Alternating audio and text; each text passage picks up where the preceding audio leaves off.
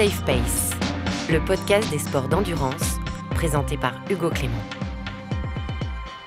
Ils sont sportifs amateurs, mais ils s'entraînent parfois plus de 15 heures par semaine. Comment font-ils pour conjuguer leur vie sociale, leur boulot avec leur passion sportive ? Jusqu'où un amateur peut-il aller dans la performance ? Comment ont fait les anciens amateurs qui sont devenus pros sur le tard ? On va répondre à toutes ces questions aujourd'hui. Safe Pace, c'est parti. Comme chaque semaine, on retrouve l'équipe d'experts de Safe Pace. Hugo Tormento, double champion du monde de swimrun. Ça le fait rire. Ah ouais. Ça y est. Ça le fait rire. Ça y Fred est, Belaubre, triple champion d'Europe de triathlon. Charlotte Morel, championne d'Ironman. Salut l'équipe, j'espère que vous êtes en forme. Visiblement oui. En tout cas, Hugo, ça a l'air d'aller au top. Avec nous aujourd'hui, deux invités qu'on est ravis de recevoir. Salut Marine Leleu. Bonjour. Bienvenue dans Safe Pace. Merci. Tu as 33 ans, tu es coach sportive, influenceuse, blogueuse, vidéaste. Tu es sportive amateur, mais tu t'entraînes comme une pro, je pense qu'on peut le dire. Et cette passion prend énormément de place dans ta vie. En 2018, tu es devenue la première Française à terminer l'Enduroman, c'est ça ? Je l'ai bien dit ? Oui. Un triathlon de l'extrême, on va en parler juste après. Tu partages ton quotidien de sportif sur les réseaux sociaux et tu es aujourd'hui une des personnalités les plus suivies en France sur cette thématique des sports d'endurance. Oui, c'est le cas. C'est vrai ? Avec plus de 400 000 abonnés sur Instagram. Merci beaucoup d'être là, Marine. Félix Bourg, bienvenue dans Safe Pace. Bonjour. Toi, tu es athlète professionnel depuis 2018. Tu as 31 ans, ancien champion de France du 10 000 mètres sur piste, du 10 km sur route, avec un record de 27 minutes et 42 secondes. 27. 27, ça s'est amélioré depuis. C'est Tu performes aussi en cross-country et sur la distance marathon avec un record de 2h06 et 46 secondes. Là, je suis bon. Ça t'a valu une qualification au JO de Paris sur marathon auquel tu as participé. Et bien sûr, tu fais partie des meilleurs Français aujourd'hui. Merci beaucoup d'être dans Safe Pace. On va commencer par essayer de comparer votre quotidien entre une sportive amateur et un sportif pro. Marine, tu as fait 9 marathons. 5 Alpha Ironman, 5 Ironman, un Enduroman. Combien d'heures par semaine tu t'entraînes pour faire tout ça ? Déjà, les chiffres, je sais jamais 3 mois exactement ce que j'ai fait. J'ai dit au hasard. Hein. Mais c'est parfait. Les courses, je les ai dit vraiment au hasard. On n'a pas du tout fait de recherche. Parfait. Non, je pense qu'on est bon sur les chiffres. Non, en vrai, les heures d'entraînement par semaine, ça dépend vachement. En fait, moi, ce qui est différent avec mon quotidien, c'est qu'aucune journée se ressemble vraiment. Il y a des moments, je travaille, donc comme je suis coach sportif, je peux coacher toute la matinée, l'après-midi, des fois pas du tout. Des fois aussi avec la création de contenu, ça me prend aussi du temps. Mais j'ai pas vraiment de programme de planning. Là, sur ma prépa Ironman, j'ai fait des semaines, des fois à 24 heures. Ah oui, quand même. Ce qui est quand même pas mal. Ouais, donc quand je dis que tu t'entraînes comme une pro, j'exagère pas. Mais par contre, la semaine d'après, je vais m'entraîner que 8 heures. Ça n'a aucun sens, mais c'est parce que je peux pas. C'est ça, c'est qu'en fait, j'essaie de gérer un peu avec ce que je fais, mon emploi du temps. Donc des fois, c'est pas très construit. J'ai pas de coach, j'ai pas de préparateur, c'est que moi. Donc c'est pas le plus optimal ce que je fais, mais c'est plus optimal pour moi, mon emploi du temps et moi-même, je pense. Mes objectifs, je pense. Du coup, quand tu prépares une course, ça ressemble à quoi une semaine type de Marine Leleu ? Ça dépend si je suis en stage ou si je suis... On va dire une semaine classique. Ouais, une semaine classique, ça va être le lundi, je peux aller courir. Le lendemain, ça va être vélo, course enchaînée, avec peut-être un petit peu de piscine le matin, si j'arrive à la caler.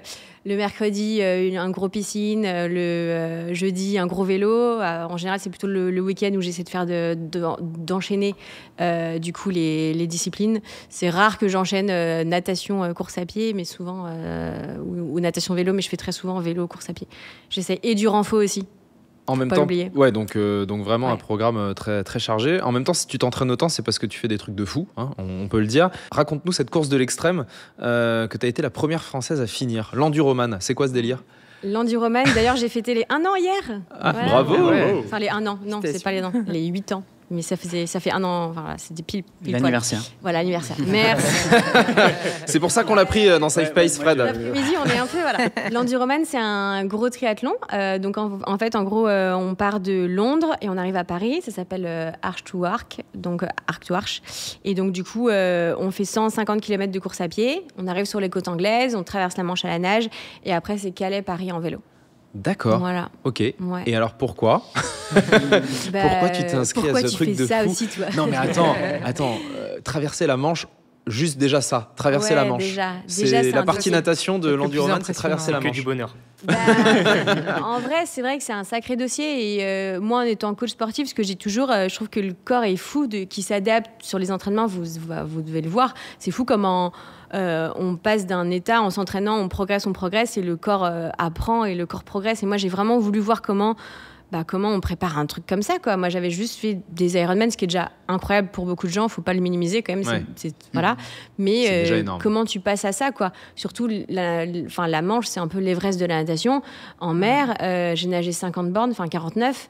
C'est pas rien, quoi, quand même. Ah, il y a que Ça a été 49. ça a été quoi le plus difficile? Et la Manche. Il faut gérer le froid, les méduses, les phoques, tout ça et tout. Moi, l'eau était à 13 degrés, donc c'est pas très chaud. Il y a les courants, parce que à vol d'oiseau, c'est 33 km, et avec les courants, on en fait toujours plus. Mais tout le monde fait ça, tout le monde fait un S. Enfin, tous ceux qui traversent la Manche font un S, c'est normal. Et après, il y a les bateaux et tout, mais en fait, comme c'est homologué et comme du coup, t'as un pilote, il y a tout ça, ils gèrent un peu ça. Quand tu dis qu'il faut gérer les phoques, c'est-à-dire? Ouais, qui viennent nager avec toi. Mais ça, c'est un problème ou c'est... Non, en vrai, ça fait un peu peur quand même. Ah, d'accord. Ah c'est- oui. Tu m'étonnes. En fait, le truc, c'est que moi, j'ai fait beaucoup d'entraînements, j'en ai fait quelques-uns du coup dans la Manche ou en mer, du coup, je savais. Et j'ai fait un stage, j'avais fait un stage à Lanzarote, le stage complètement de cinglé. C'est tous les gens qui allaient traverser la Manche à la nage dans l'année. Donc, Ah oui, d'accord. c'est là que j'ai Vous vous rencontré. êtes retrouvés sur voilà. une semaine, c'est Ah ouais. bien ça pour préparer. C'est là que j'ai rencontré Steve Lefoc, qui lui, Mhm. voilà. Qui est un Et, spécialiste de la nage en eau froide, lui, notamment. exactement, mais du coup tu rencontres des Russes, des Espagnols, des Italiens, et c'est tous cette année on fait quoi? On va traverser la Manche. Et voilà, et après il y a du toujours plus, on pourra en parler, mais tu as ceux qui traversent la Manche comme moi dans l'enduroman, et tu as ceux qui vont traverser la Manche, qui vont faire aller-retour. Ah oui. Moi je l'ai Ouais. fait une fois, C'est c'est déjà énorme. Donc- déjà Ah très ouais. bien. Dans quel état t'as fini cette course? Alors la Manche ou la course? La course. Plutôt, ça m'a beaucoup marqué mon arrivée sur la plage, beaucoup moins si quand même l'arrivée à Paris. En plus, je suis arrivée en pleine nuit à 3h du matin, il y avait un monde de fous, c'était dingue, quoi. Les gens étaient venus alors qu'ils étaient en pleine semaine, c'est incroyable. Et t'étais à bout de force ou t'as géré sur finalement... le vélo, tu récupères, c'est la récup active. C'est la Manche Ah oui, qui t'a c'est quand même facile. le Voilà. Ouais, la Manche, c'est... Donc voilà. là, les gens qui nous écoutent sont en train de se dire, ok, c'est des Non. barjots. non, mais vous voyez ce que je veux dire, c'est que quand tu t'entraînes pour quelque chose, voilà, c'est que vraiment, c'est plutôt, t'arrives, c'est ok, j'ai fini. Oui. C'est vraiment ce truc de j'ai fini, je l'ai fini. Ok, c'est validé. Donc voilà. Félix, ça te tente, l'enduroman? Traverser la Manche? La partie course à pied peut-être, mais le reste, c'est compliqué. Ouais. Non, vélo, j'aime bien aussi. Ouais. C'est vrai qu'après la natation, c'est moins mon... J'ai jamais pris trop de plaisir à faire, quoi. Donc déjà, là, on déjà a... dans une piscine, Et faire c'est la Manche, compliqué. j'aime pas Alors non la plus. Manche, Donc là, on a un exemple type d'une amateur qui s'entraîne parfois avec des volumes aussi importants que les pros, qui fait des courses extrêmes. Toi, Félix, tu es athlète professionnel. La semaine type, ça ressemble à quoi? En prépa marathon, ça peut monter à 10, 12 séances à peu près par semaine. Et au niveau kilométrage, le but, en fait, c'est de chercher de la consistance, d'être régulier. Donc, en général, c'est des semaines autour de 200, des fois un peu plus, 200 km 200 km par Ouais. semaine? Vraiment dans les grosses semaines, quoi. Après, forcément, il y a des semaines où on relâche un petit peu, où on récupère, notamment quand il y a des compétitions entre-temps, etc. Mais sinon, le but, c'est d'être vraiment régulier sur 10, 12 semaines de prépa quand même. Sur Donc, une prépa, t'en fais combien à 200? on va dire sur les 12 semaines, j'essaie de faire au moins 6 semaines autour de 200 km quand même. Ouais. Ouais. Sacré volume. Avec, comme on disait, pareil, tout le travail de musculation aussi qui vient s'ajouter à tout ça. Donc, ça serait qu'on compte pas trop les heures qu'on passe dans la salle, mais c'est un travail qui est tout aussi important. Ouais. T'es devenu pro un peu sur le tard, Félix. C'était en 2018, parce que jusqu'à cette date, t'avais un travail à temps plein. T'étais éducateur sportif à Bar-le-Duc, exactement. Tu t'entraînais déjà beaucoup à l'époque, pendant que t'avais ce travail à temps plein à côté? On va dire que j'étais encore jeune, entre guillemets, j'étais pas encore senior. Donc Ouais. j'étais espoir. Il faut savoir qu'il y a 3 années de catégorie espoir en athlétisme. Et du coup, ça m'a permis en fait, justement de ne pas me professionnaliser trop tôt, de gravir les échelons, passer par des étapes intermédiaires. Et du coup, en fait, j'étais détaché à mi-temps. Donc, je pouvais quand même m'entraîner un peu plus. Et même si j'étais payé à plein temps, j'étais détaché à mi-temps par la ville. Donc, ça me permettait justement de pouvoir accumuler les heures d'entraînement nécessaires pour faire des performances et continuer à faire des sélections en équipe de France. Mais c'est vrai qu'à un moment donné, je pense qu'il fait la différence. Toi-même, tu le disais, c'est de faire des stages aussi, c'est de passer des caps comme ça, d'aller s'entraîner en altitude. C'est très important dans nos disciplines. Ouais. Et c'est des stages en général qui font 3, 4, 5 semaines. Donc là, ça devenait compliqué un peu par rapport à ça. Et c'est la raison pour laquelle j'ai pris un petit risque au début. Oui, c'est ça. C'est qu'un beau jour, tu as pris ton courage à deux mains, tu as réuni toutes tes économies, tu as démissionné de ton boulot d'éducateur sportif pour te consacrer à 100% au sport, sans savoir à ce moment-là si tu allais vraiment réussir à percer au niveau professionnel. Ouais, c'est ça. En fait, j'avais pas encore de contrat pro, donc j'ai dû déjà changer de région. J'ai signé dans un club qui m'a aidé un peu plus que ce que j'avais en Meuse à Bar-le-Duc. Et ça m'a permis justement de me lancer avec les quelques économies que j'avais mis de côté. Et en attendant, voilà, 1 an, je m'étais donné 2 ans maxi. Et si ça marchait pas, forcément, il aurait fallu que je reprenne une vie entre guillemets normale. Parce que bon, c'est quand même des vies assez atypiques. Hein. Quand tu es athlète professionnel, tu pars 3 à 4 mois de l'année en stage. Donc il faut aussi le temps de mettre tout ça en place. Et ça demande quand même quelques moyens au début pour se lancer. Et ensuite, j'ai eu la chance justement d'être sponsorisé par ASICS, du coup, qui m'accompagne depuis 2020 et qui m'a permis justement de lancer ma carrière professionnelle. Ouais. Ça s'est passé comment, ce plongeon dans l'inconnu ? Est-ce qu'il y a eu des moments difficiles au début ? Il y a des moments de doute, parce qu'au début, tu ne sais pas trop si tu vas y arriver ou pas forcément, mais non, comme je disais, moi je savais que ça passait par quelques étapes. Il fallait déjà que je me qualifie à un championnat d'Europe. Après, ça devait déboucher logiquement sur un championnat du monde ou justement sur les Jeux. Bon, les Jeux, c'était mon rêve et mon objectif depuis le départ de ce projet-là. Donc j'avais toujours ça dans un coin de ma tête. Et aujourd'hui, voilà, je peux dire que j'ai la chance. Pour moi, ça a marché. En tout cas, j'ai réussi à mener mon projet au bout en participant aux Jeux de Paris 2024 sur le marathon. Mais ouais, ça n'a pas été facile. Et il y a eu des moments un peu plus difficiles que d'autres. Ouais. Il paraît que pendant tes premières sélections en équipe de France, tu te cachais pour fumer à la fenêtre, que tu t'es fait gauler. C'est vrai ça ? Alors, je me suis pas fait gauler par le staff, mais j'ai fumé pendant longtemps, jusqu'à 2016. Ouais. Bon, je fumais pas un paquet par jour, mais c'était quand même entre 5 et 10 cigarettes par jour. Ouais. Et en fait, j'arrivais quand même à me qualifier à chaque fois en équipe de France. C'était plutôt dans les catégories jeunes. Et tu faisais quoi ? Tu camouflais l'odeur de la cigarette avec des chewing-gums ? Tu faisais quoi ? Tout le temps, chewing-gum, brossage de dents, parfum, tout. En plus, j'étais au Crêpes à Nancy, donc forcément, des fois, tu croises dans les couloirs les dirigeants. Enfin, tu sais jamais quand t'es toujours un peu. Ça rajoute du stress en fait à tout ça. T'étais déter, tu la voulais vraiment cette cigarette. Du coup, forcément, la période-là, c'était avant 2018, avant que je me lance. Et après, j'ai dû prendre des décisions entre guillemets radicales pour devenir professionnel. Quoi. Un jour, t'as décidé d'arrêter de fumer et t'avais 2 cartouches de cigarettes dans le placard et tu les as mis à la poubelle et tu t'as plus jamais touché une cigarette. Plus jamais. C'est fou ça quand même. Ouais, c'est fou parce que j'y ai pensé pendant longtemps avant d'arrêter et j'avais du mal parce qu'en fait je partais en stage des fois pendant 2-3 semaines et j'ai arrêté de fumer et quand je revenais au bout de 2-3 jours, allez hop, c'est reparti quoi. Et tu reprends un mauvais rythme mais au final j'ai réussi vraiment juste au mental quoi entre guillemets à arrêter. Il s'était passé un truc le jour où vraiment t'as acheté les cigarettes non, comme rien, ça. Rien en particulier. Je préparais pas une compétition en particulier. C'est juste que je me suis réveillé ce matin-là et je me suis dit. C'est aujourd'hui. En fait, je savais qu'il fallait que je le fasse comme ça d'un coup, sinon j'allais pas y arriver. Ouais. Et tu sentais que ça avait un impact sur les performances, le fait de fumer ou pas ? Disons que j'arrivais à me qualifier au championnat d'Europe espoir. Après, là, j'allais passer en catégorie senior. Et on sait que le gap, il est quand même élevé entre espoir et senior. Donc, si je voulais mettre toutes les chances de mon côté, forcément... Est-ce que c'est pas cet événement précis, l'arrêt de la cigarette, qui marque finalement vraiment ton passage d'amateur à professionnel ? Est-ce que c'est pas une pierre angulaire dans ton parcours ? Après, s'il y avait eu que la cigarette. Alors vas-y, raconte-nous. Qu'est-ce qu'il y avait d'autre ? Alors, qu'est-ce que tu as dû arrêter ? Non, mais franchement, honnêtement, j'avais pas du tout l'hygiène de vie d'un athlète, d'un sportif de haut niveau. Et je voulais vivre ma vie de jeune. Je traînais avec les gens de mon IUT, sortir, aller en boîte. Picoler, fumer, déjà forcément, c'est 2 choses qui vont pas avec le haut niveau. Ouais. Et ça entraînait beaucoup de blessures. J'ai eu plein de blessures entre junior et espoir 3, j'ai eu énormément de blessures. Et du coup, un jour, je suis arrivé à l'entraînement, un jeudi soir, et mon coach, il m'avait sorti un papier. Il m'a dit, écoute, je te laisse ce papier-là, mais par contre, quand tu reviens à l'entraînement mardi prochain, ou tu le signes et je m'occupe de toi comme un athlète professionnel, ou tu le signes pas, tu décides de continuer de vivre une vie entre guillemets normale, et je t'en voudrais pas du tout. Et en fait, justement, il m'avait un peu énuméré tous les points qu'il fallait pour devenir athlète professionnel et pour réussir dans le sport. Donc il y avait quoi ? Pas de cigarette. En fait, c'est des choses. Pas d'alcool. Non, parce que ça, il le savait pas en plus. Comment il s'appelle ce coach? Michel Poetel, du coup, Michel, si tu nous écoutes. Entraîneur. Viens nous raconter des petites anecdotes là. Je vais jamais raconter en plus. Peut-être qu'il l'apprendra comme ça. Mais ouais, du coup, c'est aussi un peu grâce à lui et grâce à ce papier-là où vraiment je me suis engagé vis-à-vis de lui et de son temps parce que ça demande du temps quand tu es entraîneur de s'investir comme ça pour un athlète.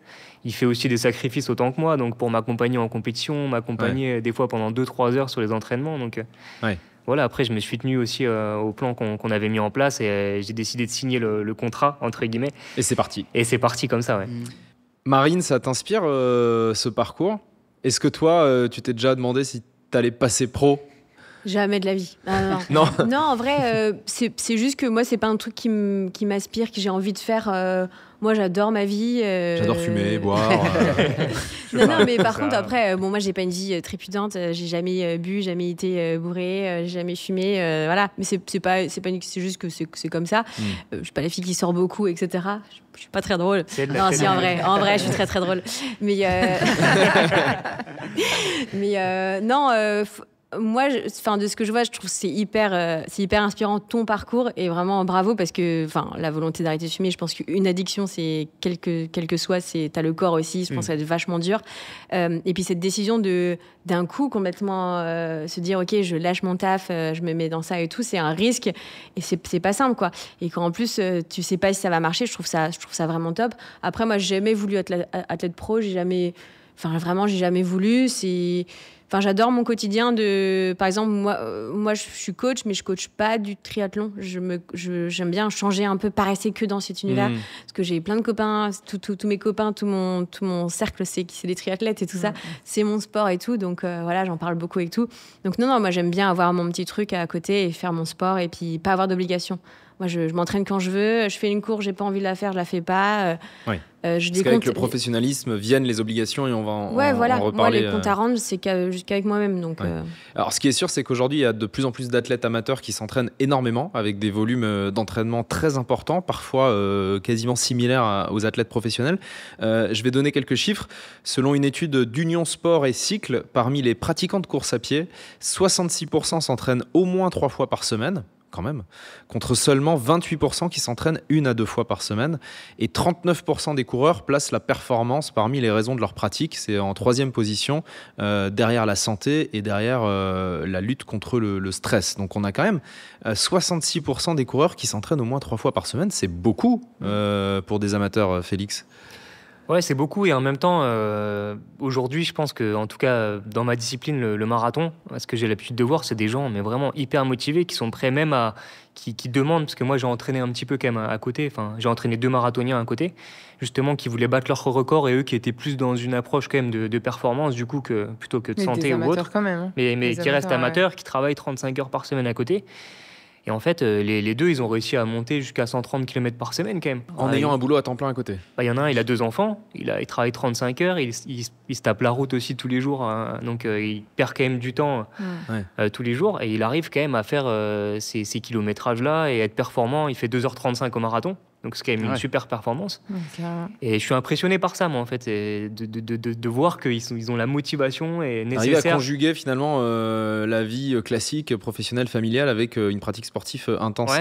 Fred et Charlotte, parmi les athlètes que vous entraînez, vous constatez cette tendance de fond à toujours plus d'entraînement, toujours plus de volume chez les amateurs? Oui, c'est sûr que, pas tous, bien sûr, parce qu'il y a des amateurs qui gardent une priorité ailleurs que le sport, mais qui veulent quand même performer. Mais il y en a qui sont prêts à mettre vraiment le sport en priorité dans leur vie, quitte à faire des stages sur toutes leurs vacances, à organiser vraiment des séances d'entraînement avant le travail, après le travail, et pendant un laps de temps donné, par exemple pour une prépa Ironman, se dire pendant 3 mois, 4 mois, 5 mois, c'est vraiment priorité au sport, et aller régulièrement chez le kiné, faire des stages, avoir une chambre dans leur maison, vraiment que pour le sport avec le home trainer, le tapis de course à pied, et vraiment optimiser chaque seconde pour monter à un volume d'entraînement, comme tu le dis, par exemple 15 voire 20 heures d'entraînement par semaine parfois, voire même en plus 25 du travail.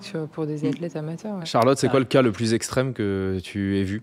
C'est vrai qu'après, chez un comme amateur. dit Fred, ça reste aussi des périodes un petit peu spécifiques. Je pense que tous les amateurs ne font pas 25 heures de sport de manière régulière.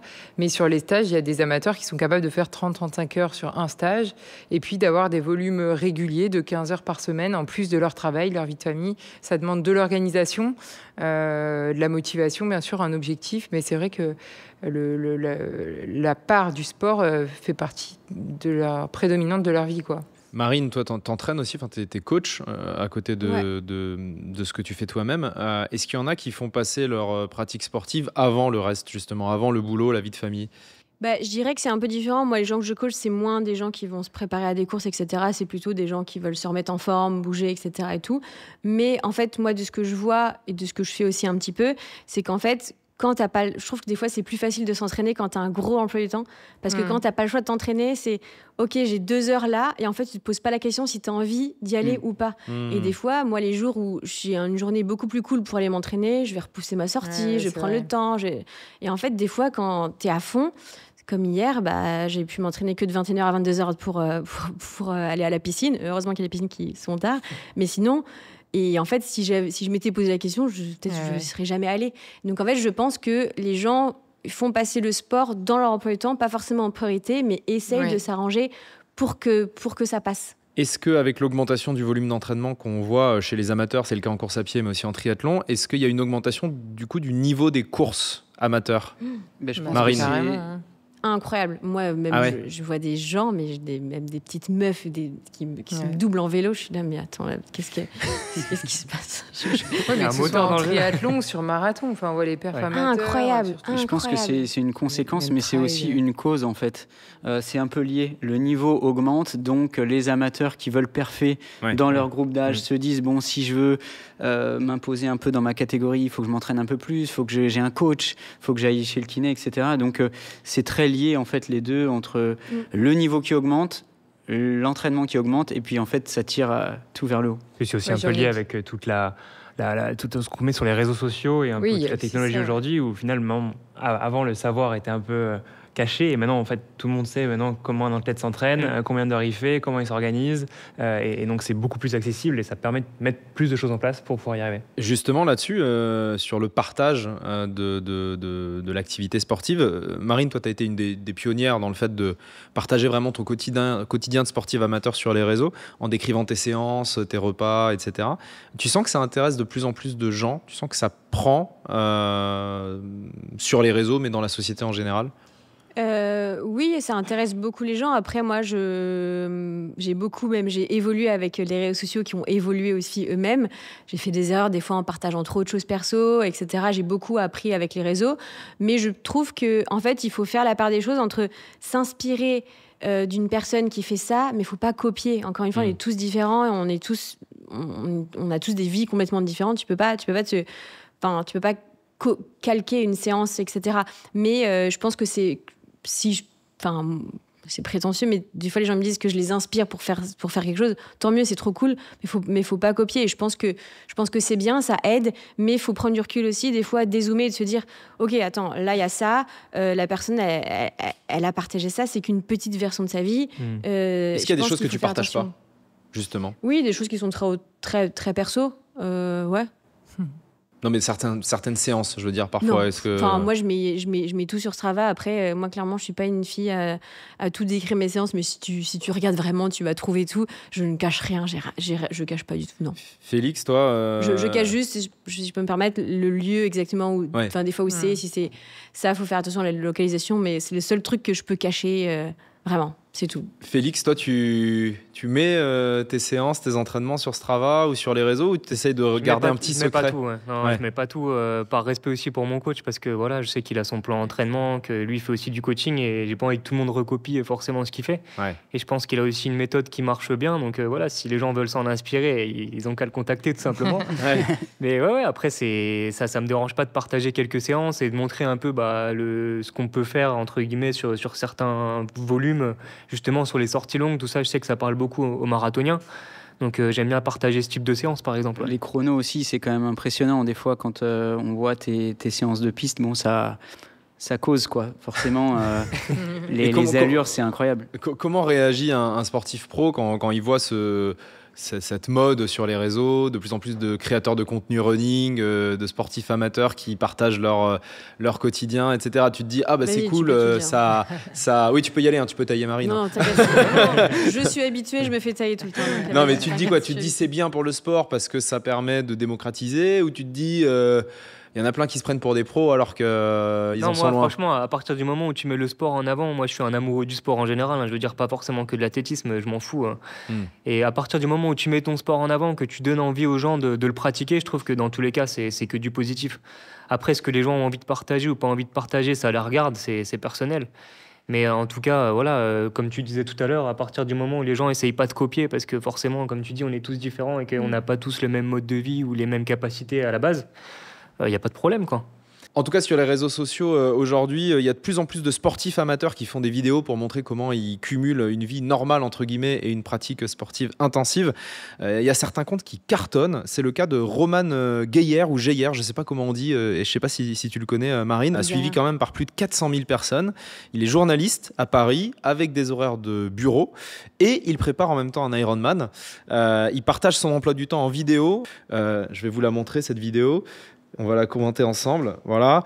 On le voit à l'image. Hein. Il se lève à 6h du matin pour aller nager. Ensuite, il prend le métro pendant 1 heure pour aller bosser. Il arrive au bureau. Il va manger ses petits œufs durs avec un thé devant son ordinateur.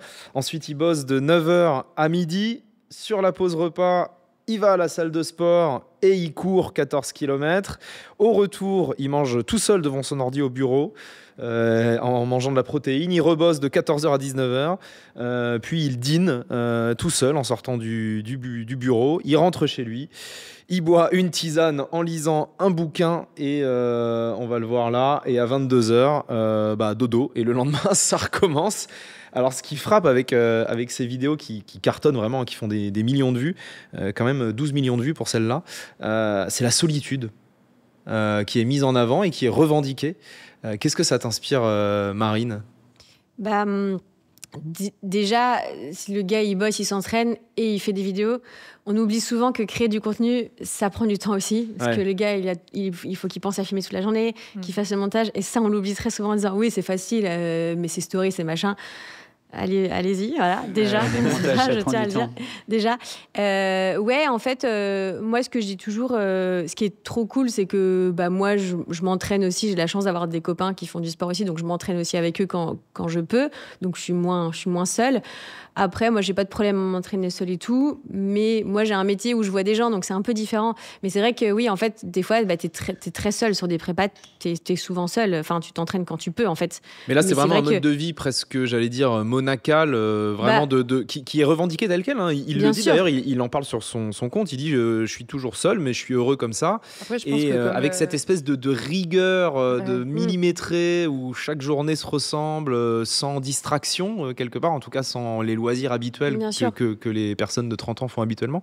Je dirais qu'en fait, ça dépend vachement des gens, parce que lui, si c'est sa façon de faire, moi, j'ai quand même besoin de voir un petit peu des gens et tout ça, et peut-être que moi, j'ai moins de rigueur dans l'entraînement, et si je m'entraîne moins pour moins performer, moi, ça va pas changer trop ma vie, en fait. C'est ça. Je pense que ça dépend de tes objectifs. Il a un peu Charlotte, comme toi, cette part sociale avec son boulot. Enfin bon, là, il avait l'air d'être derrière un ordi, donc je suis pas certaine. Peut-être qu'il montre pas tout non plus. Voilà, peut-être déjà il y a les week-ends social qui est complet avec d'autres activités extra entraînement. Ouais. Mais moi, ce que je remarque souvent chez les amateurs qu'on peut entraîner en triathlon, c'est que c'est vrai qu'il y a cette rigueur qui est là, où tout est millimétré, un peu comme tu disais, Marine, sur son quotidien, où tu as un créneau horaire pour aller faire ton sport et tu respectes ta journée en fait timée. Après, si la personne est heureuse comme ça, enfin, s'il s'y retrouve, c'est le plus important. Mais au-delà de ça, on a l'impression qu'il y a aussi de nouvelles valeurs qui sont mises en avant à travers ces vidéos qui, franchement, il y en a des centaines et des centaines sur les réseaux. Elles réunissent des millions de vues. Il y a des centaines de milliers de personnes qui suivent ces vidéos de routine, etc., de morning routine et tout ça. On a vraiment l'impression qu'il y a de nouvelles valeurs de rigueur, de discipline sportive qui prennent le pas sur d'autres qui étaient auparavant plus mis en avant, comme faire la fête, etc. T'en penses quoi, Félix, là-dessus ? Ouais, c'est possible, mais après, en tout cas, pour en revenir à son mode de fonctionnement dans son entraînement, où vraiment on a l'impression qu'il est tout le temps seul, ça, c'est vrai qu'on retrouve beaucoup ça quand même en Europe et en France, l'entraînement en solo. Et je pense que mentalement, ça peut peser aussi. Contraint par ses horaires. Ouais, voilà. Après, s'il a un coach avec qui il débriefe, malgré tout, il a un échange. S'il a une communauté derrière dans laquelle il s'identifie, un club qui peut retrouver peut-être que le week-end, mais pas la semaine. Peut-être qu'il est seul 5 jours par semaine, mais que les 2 jours du week-end, il voit du monde aussi. Ouais, mais j'ai l'impression que chez les amateurs, c'est, entre guillemets, malheureusement, à moins que tu aies un collègue de travail qui partage un petit peu tes pauses déj, tu es un peu obligé d'avoir cette rigueur-là. Ouais, t'essayes de faire comme tu peux sur le peu de temps qui te reste en fait en dehors du travail et de ta vie perso, quoi. Donc c'est pas évident. Ouais. Est-ce que c'est possible avec des enfants, cette vie-là? Parce que le point commun de toutes ces vidéos, c'est qu'il n'y a jamais d'enfants dans les vidéos. Alors, en fait, si tu as des enfants et que tu as la même vie, tu n'as plus le temps de faire ton montage, donc on les connaît pas, les gens qui font ça. En fait. C'est la seule différence, en fait. Juste, ils n'ont pas le temps de se filmer, mais il y en a plein. Hein. Moi, je les connais. Et voilà, c'est tout. En fait, c'est la petite diff. Et vous avez des enfants tous les deux, Marine, Félix? Non. Tu penses que ça aurait un impact sur ta pratique sportive, le fait de rajouter un enfant dans l'équation? Je pense que oui, forcément, parce que mon temps libre, c'est m'entraîner. Donc en fait, c'est ça. Et puis je pense que du coup, tu as beaucoup moins de temps. Tu as la fatigue aussi, parce que tout à l'heure, on parlait beaucoup des entraînements, etc. Mais c'est con, mais la récupération, en fait, ça fait tellement partie. Moi, les stages, ça me permet aussi de dormir. C'est cool. C'est bête, mais on n'y pense pas à ça aussi. Ouais. La récup, moi, j'ai 33 ans, j'ai plus 20 ans. Hein. Franchement, avant, je pouvais enchaîner tranquille. Ça va. Mais je vous promets que quand même. Hein. Autour de cette table, il y a des gens qui ont bien plus. Voilà. Non, et on est d'accord, il faut dormir un peu. Et ça va en ce moment, ça va. Les nuits sont compliquées. On dit ça, on précise pour les personnes qui nous écoutent, parce que Fred et Charlotte viennent d'avoir un bébé qui s'appelle Léo, qu'on salue bien sûr, puisqu'il nous écoute à 1 mois. Et que ça se fait sentir sur la forme générale et la pratique sportive. Ouais, c'est sûr, on parle beaucoup du sommeil comme élément dominant de la récupération. Donc, dès que tu enlèves le sommeil, il y a tout qui est compliqué.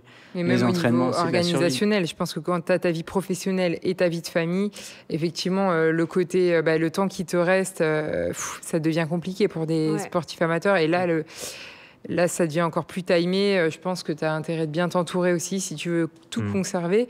Mais moi, je suis hyper admirative de tous ces amateurs, parce que pour avoir été professionnel avant et maintenant où je pratique plus de manière loisir, pour le plaisir et par la passion pour le sport, je vois bien la différence. Et travailler et s'entraîner ou faire que s'entraîner, c'est pas du tout la même chose.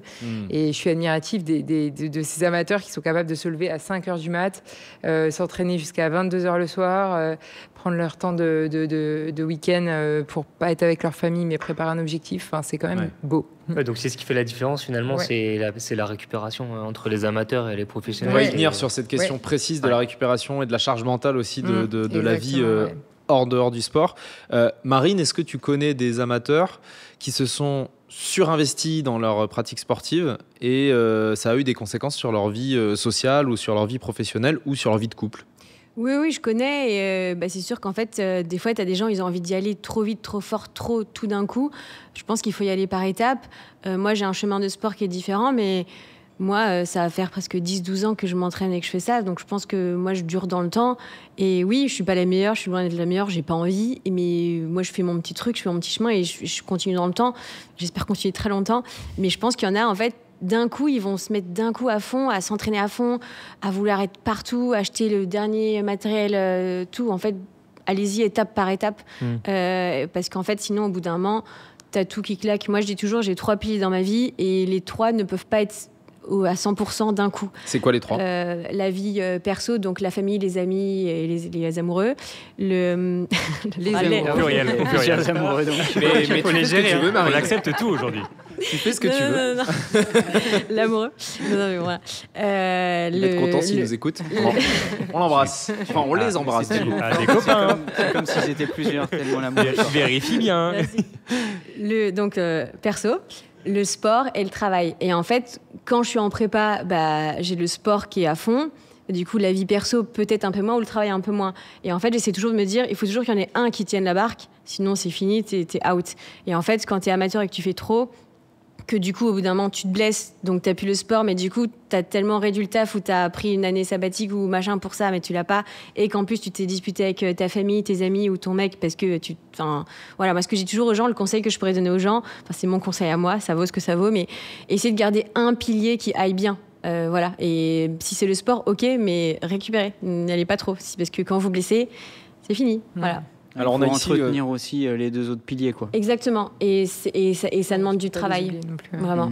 Alors on a ici autour de cette table un sportif de haut niveau, double champion du monde de swimrun, le meilleur du monde dans sa discipline, de loin, mais qui n'est pas sportif professionnel, puisque tu ne vis pas de ton sport. Il n'y a pas encore assez d'argent dans ce sport pour en vivre, même pour le meilleur du monde.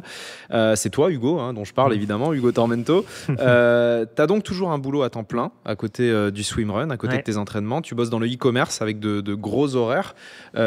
Comment tu arrives à cumuler les deux ? Ça ressemble à quoi ta vie au quotidien ? Moi, le maître mot, c'est l'organisation. Je suis énormément reconnu tout à l'heure dans ce que tu disais sur tout est timé, en fait. Et du coup, certes, ça a avantage aussi de ne pas se poser la question. Et ça évite de retraîner, de reculer l'entraînement. Mais moi, je ne peux pas faire autrement. Et à tel point que du coup, j'ai tout calculé pour pouvoir rentrer. Et donc, à l'opposé de toi, je ne fais pas des semaines à 15h et la semaine après à 8h. Toutes les semaines sont toutes timées, il y a tout qui rentre et je fais les 135 bandes par semaine avec à côté les 25-30 dans l'eau de natation. Et j'ai pas les enfants, pas encore, mais j'ai la vie amoureuse aussi à côté avec une femme. Une amoureuse, désolé. Le loser. Il en a qu'une. Petit score. Petit joueur, désolé. Ça prend suffisamment de temps déjà. Je suis obligé de passer par là parce qu'il y a des... Et donc ça ressemble à quoi une semaine type, pour qu'on se rende compte ? Ça ressemble à quoi une semaine type de Hugo Tormento ? Moi, tous les sports, c'est du bi-quotidien. Tous les jours, c'est du bi-quotidien. Donc 2 fois par jour, 2 séances par jour de sport. Au moins 2 séances de sport. Et donc là, par exemple, aujourd'hui, on avait une journée de tournage pour pouvoir vous parler, chers auditeurs. Et ce matin, je me suis levé, je suis parti en courant à la piscine, j'ai nagé, et puis je suis revenu en courant, ce qui fait que j'ai fait mes 2 sports. Mais ça a pris d'un seul coup 2h30. Et c'est consacré très tôt le matin. Et tout est passé. À 9h, je peux repartir sur toute la journée. Et ça va jusqu'à la fin, il n'y a pas de problème. Et en termes de fatigue et de performance, de devoir cumuler ça avec un boulot à temps plein, ça n'a pas d'impact Dire que c'est facile tous les jours, ça serait mentir. Par contre, c'est sûr que je suis, comme tu as utilisé tout à l'heure, pas fun. Le soir, 21h, 21h30, il n'y a plus de son. Et donc si Charlotte, ta copine qu'on embrasse, veut aller au resto, au ciné... Alors, j'essaie de ne pas le faire tous les soirs, le coup du 21h30, je vais au lit. Mais effectivement, je ne fais pas d'activité tous les soirs. C'est un peu compté. J'essaie de les poser au maximum le week-end, parce que du coup, le week-end, j'ai le temps de pouvoir faire la sieste, j'ai le temps de pouvoir dormir un peu plus le matin et autres. Mais c'est surtout sur la semaine, j'essaie de maîtriser cette partie-là et de faire au maximum une activité et quoi qu'il arrive, être à 23h au lit, quoi. Si demain, il y a un athlète qui débarque dans le swimrun, qui a tes capacités physiques, etc., et qui fait 100% du swimrun, sans boulot à côté, qui consacre toute sa vie à s'entraîner en swimrun, est-ce que tu penses que tu arriveras toujours à rester le meilleur ? Ah ouais, avec l'agnac. Et la modestie. Non, c'est sûr que on peut pas bagarrer là-dessus. Félix a commencé à apporter le sujet, mais le maître mot, c'est la récupération. Mais on en parlera. Félix, pour faire moins de 3 heures au marathon, en tant que sportif amateur, c'est quoi le volume d'entraînement minimum ? C'est compliqué à dire. Si tu as des capacités naturelles aussi de base, une bonne VO2 max, t'es plutôt en bonne santé, t'as 35 ans, t'es journaliste, tu présentes un podcast sur les sports d'endurance. Fais-le rêver.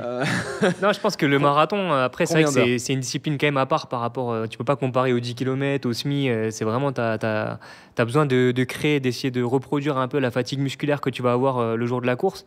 Donc ça passe quand même par des sorties longues où tu vas peut-être courir des fois pendant 2h30, voire jusqu'à 3 heures. On veut la réponse, on veut le volume horaire par semaine. Non, mais je pense que tu peux réussir à le faire en faisant 100, 110, 120 km par semaine. Quand même. C'est possible. Après, je m'attendais, je m'attendais à un truc important, mais donc c'est 110 km, c'est possible, ouais. Moi, 100 km par semaine. Moins de 3 heures, pour faire moins de 3 heures au marathon, tu peux pas faire moins de 100 km par semaine en tant que sportif Félix, amateur. C'est quand même individualisé. En fait, c'est une réponse qui est quand même assez vaste. Tu peux pas... Parce que ça, c'est le pic en plus. Enfin, je sais Ouais, pas, mais... Non, je parle au max. Hein. Oui. Sur les semaines au max où tu vas chercher en général à S-3 du marathon, si tu arrives en caler une à 110, 120, déjà, c'est bien. Ouais. Après, il faut avoir le temps de le faire, c'est pareil. Ouais. Mais c'est vrai que c'est un bon exemple parce que moi, justement, j'ai entraîné un mec qui faisait 3h06 au marathon et lui, son rêve, c'était de passer sous les 3 heures. Et du coup, je lui ai dit, écoute, moi, je veux bien t'aider, je te fais une prépa marathon. Du coup, il a fait le marathon de Valence il y a 2 ans et il a fait 2h59. Ah ouais. Et je dis ça parce que lui, justement. Alors, lui, par exemple, il était à combien d'heures ? Combien de kilomètres par semaine ? Je crois qu'il était monté pas loin des 120 quand même. C'est pour ça. Avec un boulot à côté. Avec un boulot. Mais à côté, sur le pic, comme tu dis. Sur le pic. Sur la régularité de. Non, sinon il était régulier, on va dire, entre 90 et 100. Oui, donc quand même. Non, mais voilà. Non, mais c'était ça le sens de ma question. C'est que quand tu vises des performances quand même importantes, moins de 3 heures au marathon, il y a pas tant de coureurs que ça, de coureuses que ça qui y parviennent. C'est une petite minorité des gens qui pratiquent la course à pied. Pour un amateur, ça demande quand même une sacrée organisation et des sacrifices dans la vie perso, quoi. Ouais, ça se fait pas comme ça. Matériel aussi quand même, parce que c'est vrai qu'aujourd'hui quand même le matériel fait beaucoup dans la performance.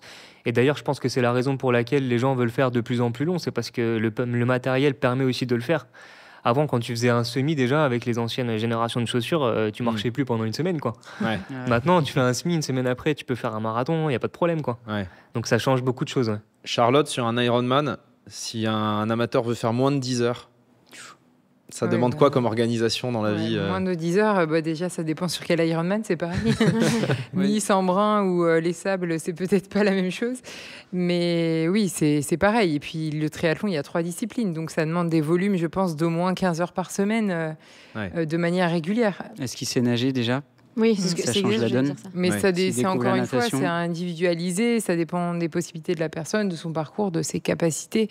Mais c'est sûr qu'à un moment donné, à part les gens très talentueux, mais il n'y a pas de secret non plus. Pour faire moins de 3 heures un marathon, moins de 10 heures sur un Ironman, il faut quand même consacrer du temps à l'entraînement. La question se pose de dire finisher d'un marathon, finisher d'un Ironman. Tu peux dire, là, il faut à minima tant d'heures. Mais dès que tu donnes un chrono, la performance, c'est trop individuel pour pouvoir répondre. Alors j'ai trouvé un petit post sur Facebook de la structure Running Addict que je trouve assez pertinent et ça va nous permettre d'aller vers le sujet de la récupération.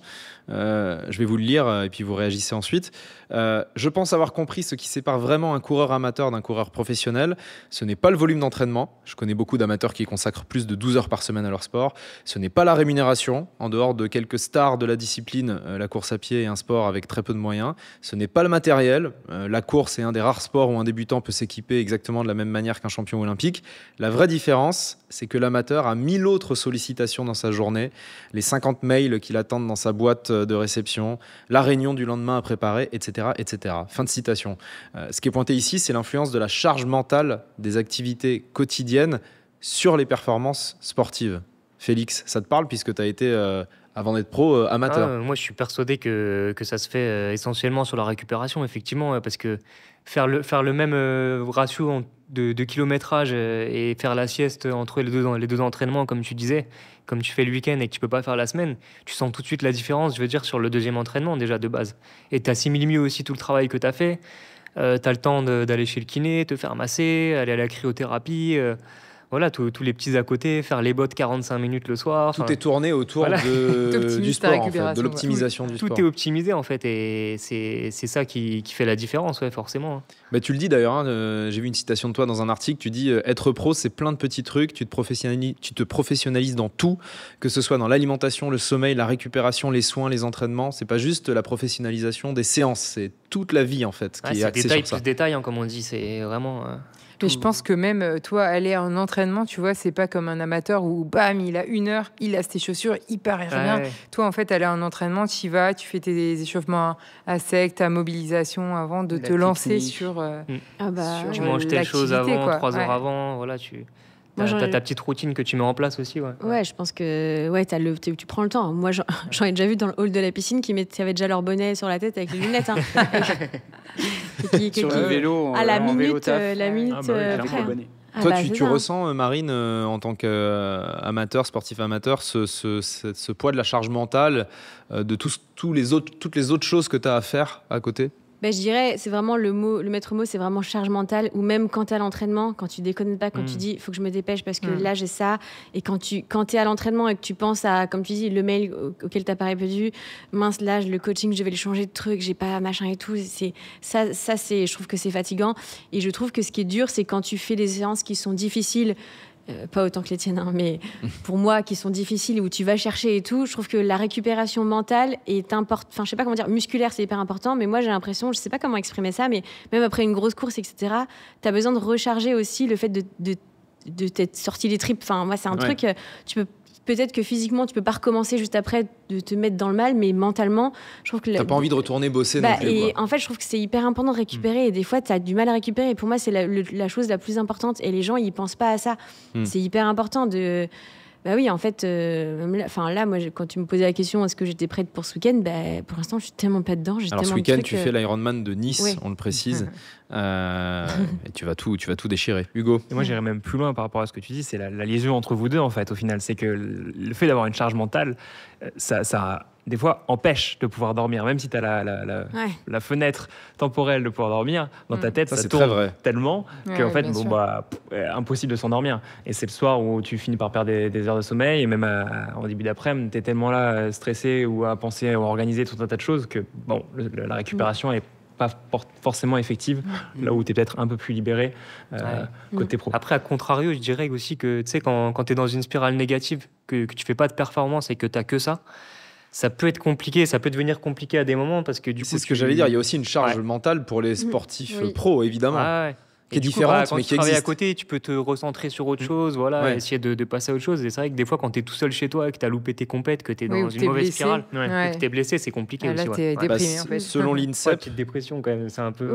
c'est ça, je te donne juste le chiffre que donne l'INSEP, parce que c'est intéressant. Selon l'INSEP, 15% des sportifs professionnels interrogés ont déjà montré dans leur parcours des signes élevés d'anxiété ou de dépression. Donc ça concerne quand même beaucoup de sportifs et de sportives.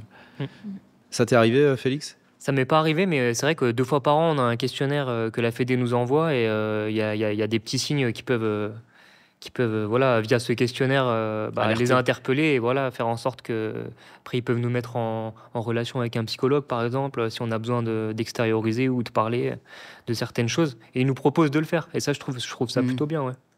Marine, le meilleur conseil que tu peux donner aux sportifs amateurs qui nous écoutent et qui veulent réussir à performer sans sacrifier le reste de leur vie? Ne regardez pas ce qui se fait sur les réseaux sociaux. Super intéressant. Pourquoi?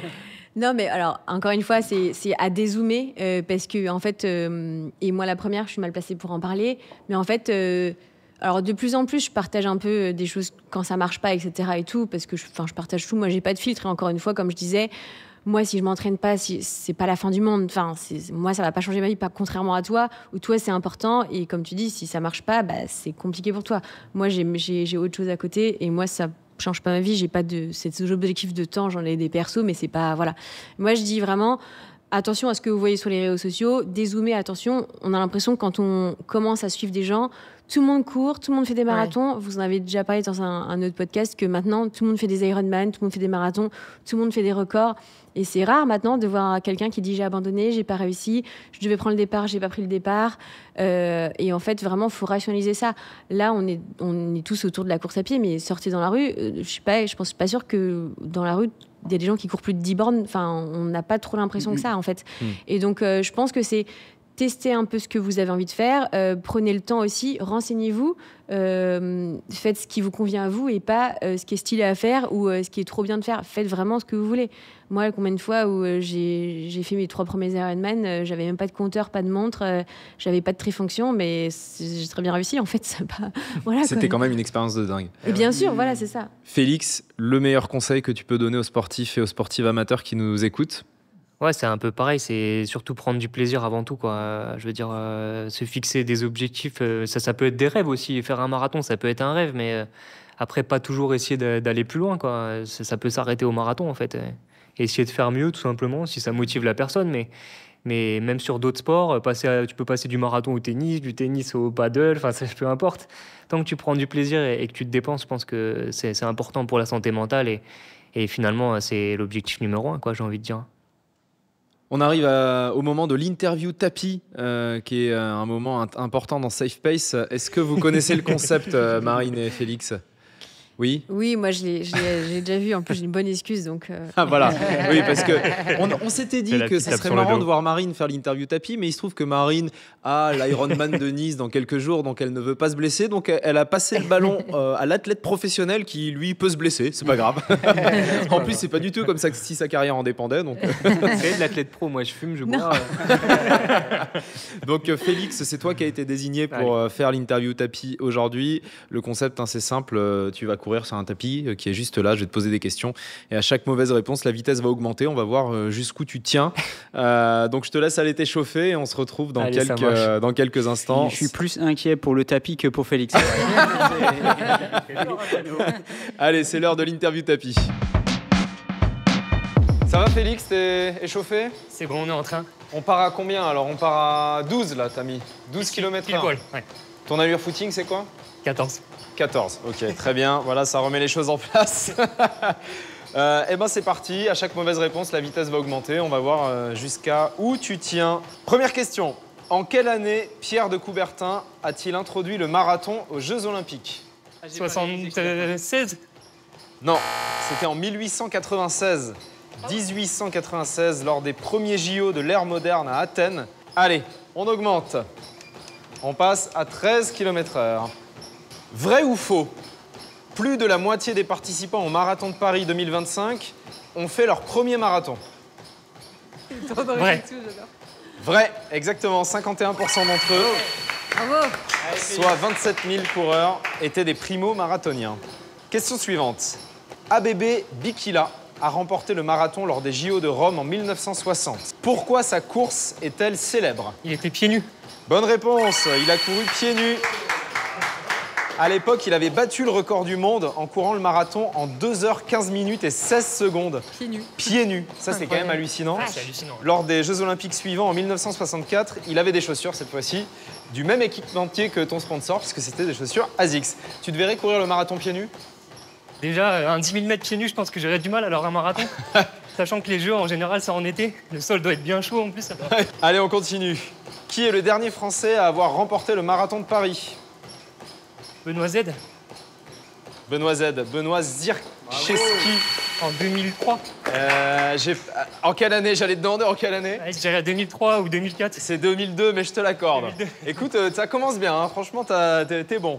Quand elle était plus jeune, Marine Leleu, ici présente, a pratiqué la natation synchronisée. Quel était le résultat de la France au JO de Paris en natation synchronisée? Je vais dire sur le podium, hein, au pire. Quatrième. Quatrième. Quatrième place, médaille en chocolat. Allez, on augmente. On passe à 14 km/h. On est donc à ton allure footing, donc t'en as encore un peu sous l'aile. En quelle année a eu lieu le tout premier triathlon Ironman de l'histoire? Ça doit pas être si vieux que ça, je pense. Hein. À 2 ans près. Je sais pas, je dirais 2010. 1978. Ah oui. C'est le triathlète américain Gordon Haller qui a remporté cette édition. 11h46. On monte. On passe à 15 km/h. Il est toujours en On a l'impression qu'il marche. Ouais. On a l'impression qu'il marche, effectivement. C'est les carbones, ça. En 1998, s'est tenu à Mexico le plus long ultra-triathlon de l'histoire. Quelle était sa longueur totale? Je passe en borne. 844 km de course à pied, 76 km de natation, 3600 km de vélo. C'est 20 fois les distances de l'Ironman. Ta saga préférée, c'est Le Seigneur des Anneaux. Ouais, c'est vrai. Combien de temps faut-il pour regarder la trilogie en version longue? Pas loin de 12 heures, je pense. C'est une bonne réponse. 12h04, exactement. Oh la vache. Parce que je l'ai déjà fait, c'est pour ça. On voit il le est vraiment connaisseur, on voit le passionné, quoi. connaisseur. T'es plutôt Frodon Saké ou non? Plutôt Aragorn. Aragorn? Ouais. Ah ouais, j'adore Aragorn. Moi je suis plutôt le nain, la Gimli. Ah, Gimli, pas mal Ouais. aussi. Ouais. Bon, on pourra en parler longtemps, mais t'es à 15 km/h, donc on va continuer. Quelle est la distance cumulée d'un Ironman? Je te laisse calculer. C'est 180, du coup, c'est ça? La distance cumulée d'un Ironman. Non, mais 180 en vélo, 42 en course à pied. coup, ça fait 222 et ça doit être 3,8. Donc 225,8. 226 km, 3,8 km de natation, 180,2 de vélo et 42, 195 de course à pied. On t'accorde, t'étais quasiment sur le bon résultat. Ouais. Allez, Félix, allez. Quel est le record du monde de l'enduroman, le triathlon que Marine a fait de l'extrême, qui consiste à partir de Grande-Bretagne pour arriver à Paris? C'est pas 20 heures? 49h23 Ah ouais. par le Belge Julien Deneyer en 2023. C'était quoi ton temps, Marine? 68 heures. 68 heures. Ouais, je me rends pas compte en natation combien de temps ça prend aussi, tu vois. On augmente, on passe à 18 km/h. Le truc, enfin l'épreuve en lui-même, à 18 quand même. Il commence à transpirer un petit peu. Quel était le temps de Florent Manodou sur le 50 mètres nage libre au JO de Paris, qui lui a permis de décrocher la médaille de bronze? Je sais pas, dans les 20 secondes? 20 secondes peut-être, je sais pas. Je veux le temps précis, mais en secondes. 19? 21 secondes, 56 centièmes. Aïe, aïe, On aïe. augmente. Quelle course Rachid El Morabiti a-t-il remporté pour la 11e fois depuis 2011 en avril 2025? Marathon des sables? Bonne réponse, Marathon des Sables, Legendary au Maroc. Il a parcouru les 6 étapes de 250 km et 3000 de D+, en 20h55. Et il a 43 ans, donc chapeau. Qui a gagné le Marathon des Sables chez les femmes sur cette même édition? Je pourrais pas te dire. La Française Marilyn Nakache. Deuxième victoire au Marathon des Sables, quatrième au scratch. Un temps énorme de 23h57 minutes et 20 secondes. Un quatrième On passe- avec les mecs en plus. Ouais, quatrième au scratch. On passe à 20 km/h, Félix. Ça commence à être difficile ou pas? Un peu, ouais. Un peu, C'est bon, chaud. très bien. À la prochaine mauvaise réponse, je rajoute un peu d'inclinaison, juste. J'ai l'impression d'être à Nice là déjà. Dans quel état des USA se déroule la Badwater 135? Est-ce que tu sais ce que c'est, la Badwater 135? C'est un ultramarathon de 217 km sur 48 heures qui traverse 3 chaînes montagneuses dans la vallée de la mort sous des températures qui dépassent parfois les 50 degrés. Dans quel état américain, je t'ai donné un indice dans l'énoncé, Bah oui. dans quel état Imagine, américain c'est- se déroule c'est- la Badwater 135? Arizona? Californie. Allez, je mets un peu d'inclinaison. 3% d'inclinaison, ça va te faire du bien aux gambettes. Qui a remporté la Maxi Race chez les femmes le 31 mai 2025 à Annecy? Je sais pas. Ça devient dur les questions, c'est normal. Hein. Magali Mellon, 25e au scratch. Et elle a remporté la course féminine. On passe à 21 km/h. Ça fait mais moins il a de mis bruit la quand tu pente. cours vite. Et 3%, hein. Attends, enlève la pente, enlève la pente. On n'aura pas la référence avec Léo, Quelle sinon. donnée physiologique très utilisée par les sportifs de haut niveau a été découverte en 1922 par le prix Nobel de médecine Archibald Hill? Une donnée très utilisée chez les sportifs de haut niveau. La VO2 max? Bonne réponse, la VO2 max. Allez, allez, Félix, c'est bien. La distance du marathon que nous connaissons aujourd'hui est de 42 km 195. Ça n'a pas toujours été le cas. Par le passé, elle était de 40 km. Pourquoi la distance a évolué? Parce que c'était à Londres entre le palais de Windsor et je sais plus quoi. Ouais, bon, comme tu es à 21 km/h et 3%, je te l'accorde. La distance originale du marathon, c'était 40 km. Et en 1908, lors des JO de Londres, le roi Édouard VII exige que la course se termine au pied de la loge royale où il est présent. Ça oblige à allonger la longueur de l'épreuve de 2 km 195. Et c'est pour ça qu'on est aujourd'hui à 42 195. Tu commences à en chier un peu là, t'en as marre de mes explications. Allez, je te rebaisse un peu la pente. Je te remets la pente à 1%. Quelle est la part de la population française qui pratique une activité physique au moins une fois par semaine? Une personne sur 5? Non, sur 10? Non, beaucoup plus. 58% des plus de 15 ans font du sport une fois par semaine au moins, selon l'INJEP en 2024. On passe à 22 km/h. Oscar Swan est le plus vieux médaillé olympique de l'histoire. À quel âge a-t-il été sacré? 65? Tu peux dire 72 ans. 72 ans. Aïe, aïe, Au aïe. JO à Anvers, en Belgique, il a remporté l'argent à 72 ans en tir sportif. On passe à 23 km/h. Allez, allez, Ah, Félix, si allez, tu arrives allez, à passer juste une au-dessus, tu question. bats le record de Léo Bergère. Bah là, Je sais va-t-on pas, avec la je pente sais pas. À quel âge Loïs Boisson est arrivé en demi-finale de Roland Garros 22 ans, cette hein. année? 22 ans, c'est une bonne réponse. Quelle joueuse de tennis a remporté l'Open d'Australie à 35 ans? Justine Hénin? Ah non, Serena Williams. Serena Williams, c'est une bonne réponse. À 57 ans, Pascal Piche a parcouru 10 477 km en vélo Ah, d'appartement. je sais pas. Combien de jours a-t-il roulé? Une semaine. 23 jours.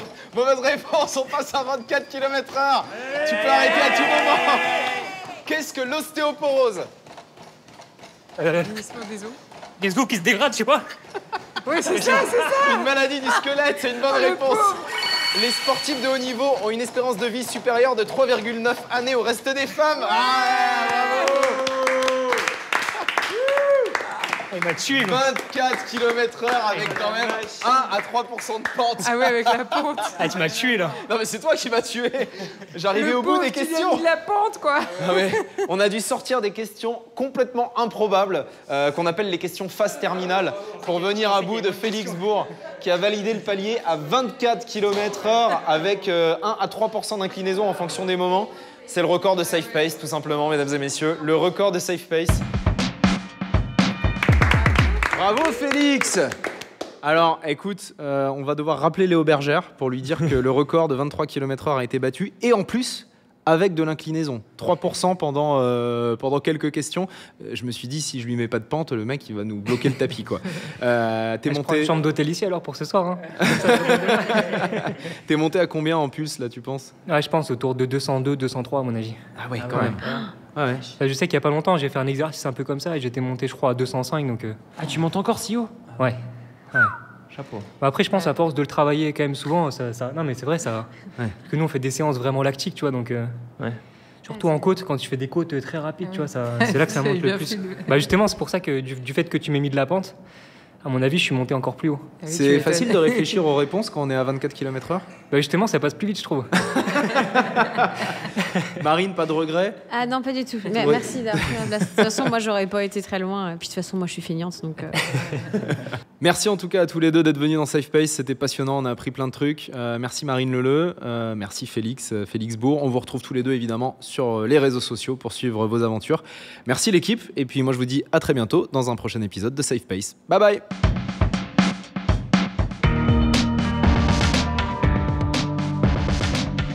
Safe Pace, le podcast des sports d'endurance, présenté par Hugo Clément.